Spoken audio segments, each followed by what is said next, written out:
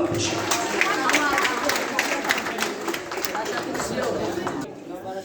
تا دمی که شعر حافظ باشد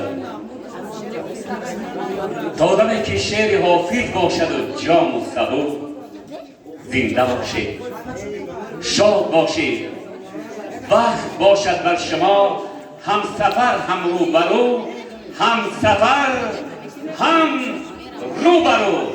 استادان عزیز، بار دیگر روزی آموزگاران، جشن شما، عید شما مبارک باشد. در کارهای تربیت شما برای نسل نوسط ملت تاجیک، مردم تاجیکستان نکوترین موفقیت‌ها تمام میکنیم. شاد و تن صحت و سرمند باشید. خوشحالم.